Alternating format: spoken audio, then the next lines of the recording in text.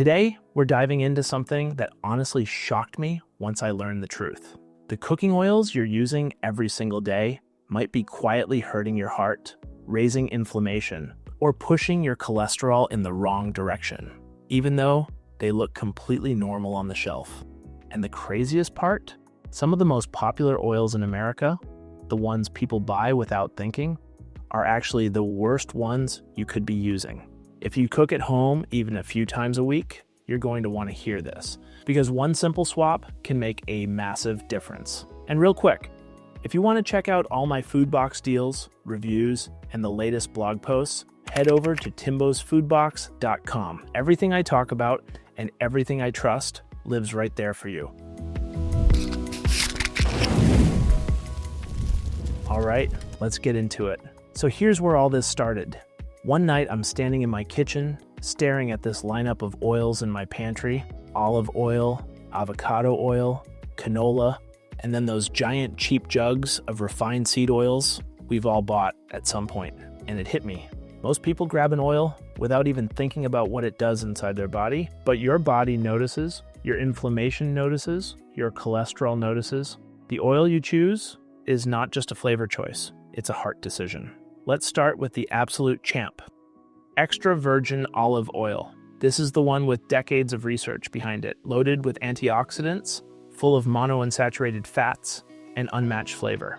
I use it on almost everything: veggies, salads, chicken, finishing off steaks. My personal go-to is Villa Capelli. It's bold, rich, and the kind of olive oil you taste once and immediately understand why quality matters.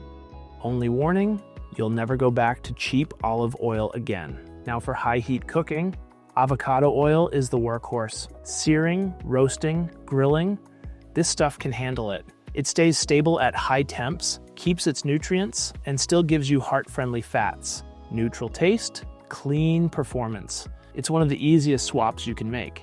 And if you ever need a neutral option for baking or recipes where flavor doesn't matter, canola oil is still a solid choice.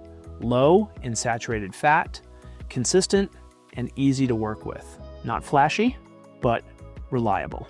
Now let's talk about the problem oils, the ones people use every day without realizing what they're doing.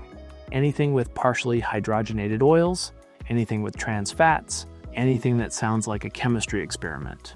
Those big, cheap bottles of soybean, corn, or cottonseed oil.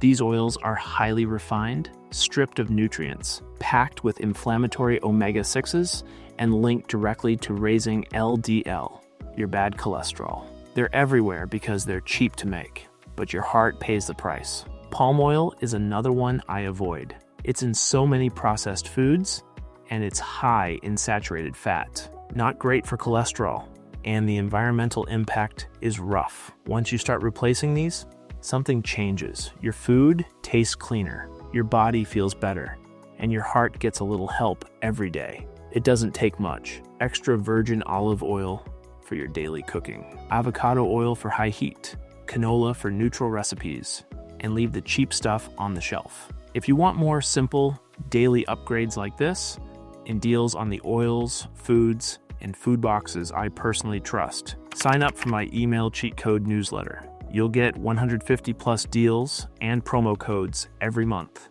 And if it's not for you, just unsubscribe. No hard feelings. And don't forget to check out timbosfoodbox.com for all my newest blog posts and food box reviews. Now I want you to check out these two recommended videos.